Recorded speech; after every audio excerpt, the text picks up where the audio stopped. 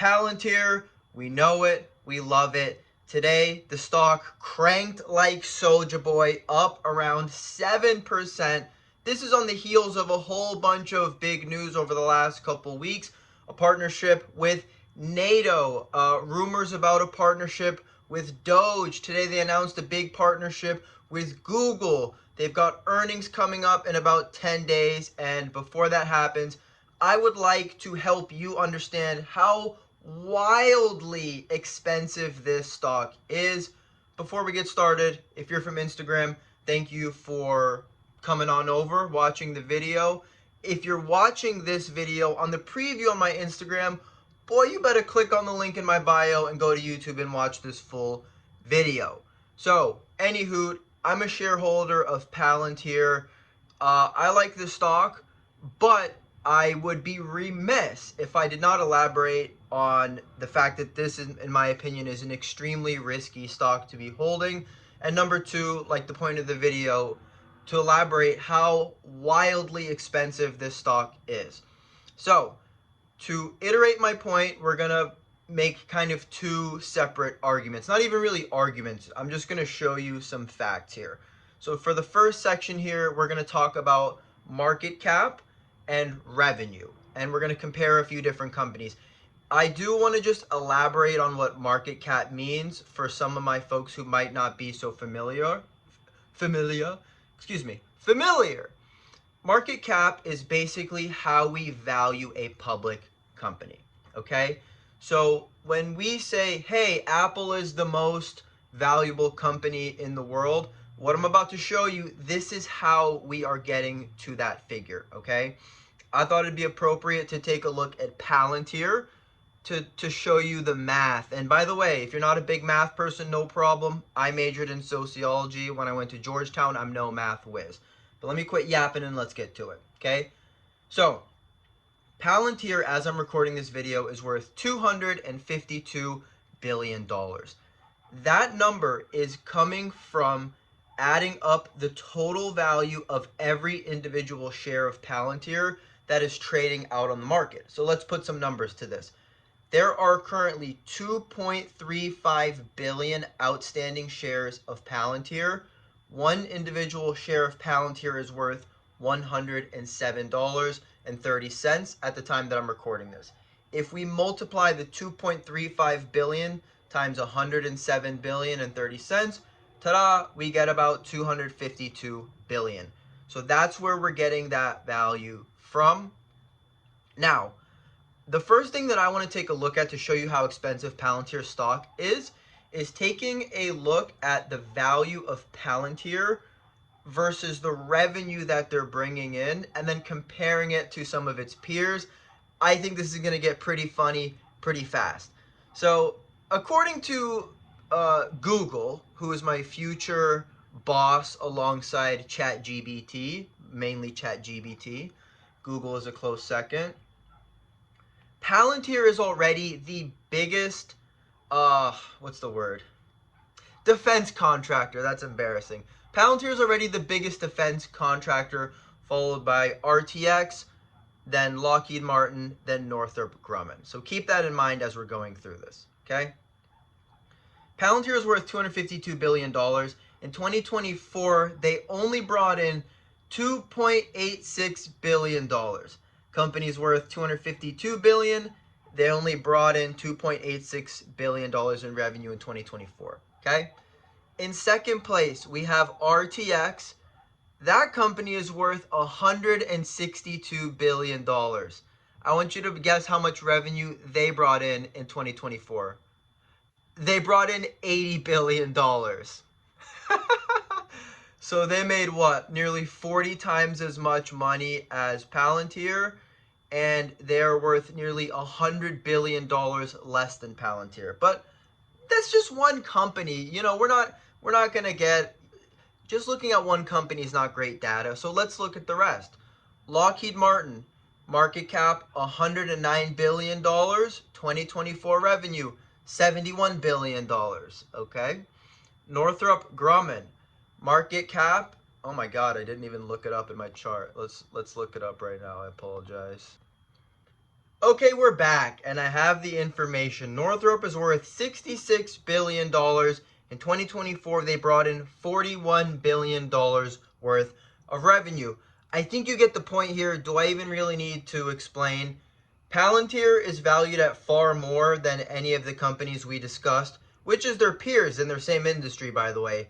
And to say they're bringing in less money would be the understatement of the month, of the year, of the century. So remember, the stock market is speculative, which means it allows investors to invest into what they think this company will be worth in the future.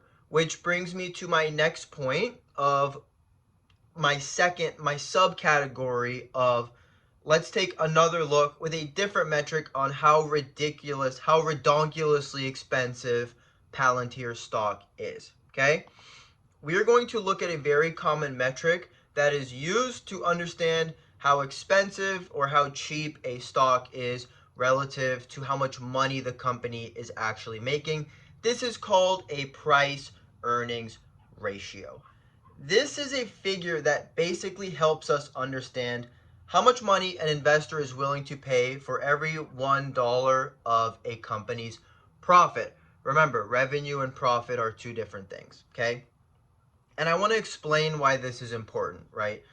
If a company is making $1 million a year in profit, this doesn't mean that stock market investors have to look at this and say, okay, great, the company's worth 1 million.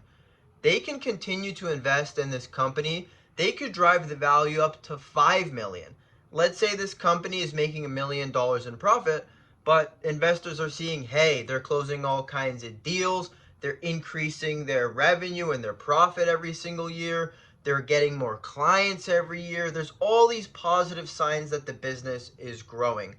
An investor might be happy to pay $5 for every dollar of profit that the company is making, because they're making the calculation, this company is going to keep growing, so I'm happy to shell out I'm happy to shell out a premium for this company.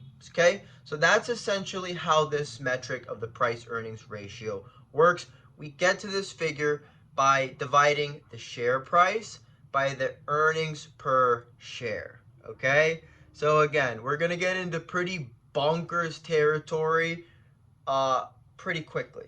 Okay, Palantir has a price earnings ratio today, as I'm recording this video, of 534, which means investors, if you bought the stock today, you're essentially willing to pay $534 for every $1 of profit that the company is generating today.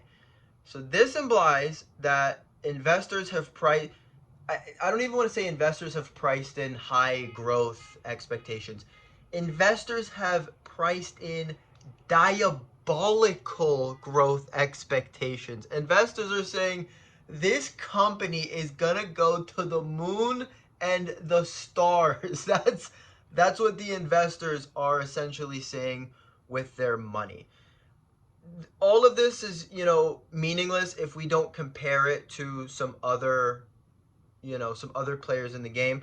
So I still have Northrop Grumman pulled up. The price earnings ratio of Northrop Grumman, for example, is 18 versus Palantir's 500 and change. Let's take a look at Raytheon RTX.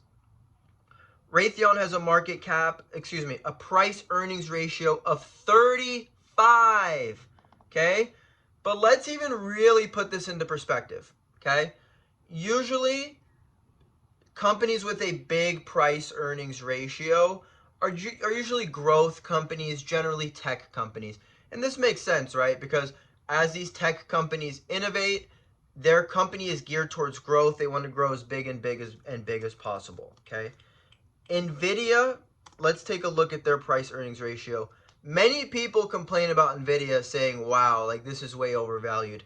Price earnings ratio 36. Same thing about Tesla. Let's take a look at Tesla's price earnings ratio.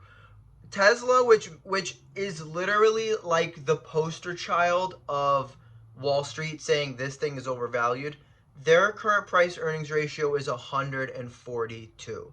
So to kind of summarize my yapping here, Palantir, there's a lot to like about the stock. But as we continue to watch the stock, as we watch the next earnings report, as we continue to see the company's performance, I think the most vital things that we are keeping track of is what is this company's market cap relative to its revenue? And then a similar but different metric, what is the company's price earnings ratio? Because a PE of 534, it just does not seem sustainable to me. And to be super clear, and I think it's important, there have been times where Tesla, for example, has had a price earnings ratio of over 1,000. Then they started to make more money and they kind of got a little bit more reasonably valued, if we can call it that. But the point is, this is a major concern. These are two major things for us to keep an eye on as we follow the stock. So I hope you enjoyed this video. I really loved making content on Instagram. One of the problems though is like I can't really yap. So a video like this, for me to just jump into it and explain that all in 1 minute like I do on Instagram, it's just not reasonable. And honestly, it's I don't want to omit important information to squeeze it into a minute. So I figured I'd jump on YouTube, which is obviously more kind of a long form situation. Speaking of long form, if you enjoyed this video, I'm posting and have been posting long form content every Monday and every Friday on my Patreon. I will link that in the description here. But in the meantime, I hope you enjoyed this video. I had a lot of fun making it. Love you. Thanks for watching. Bye bye.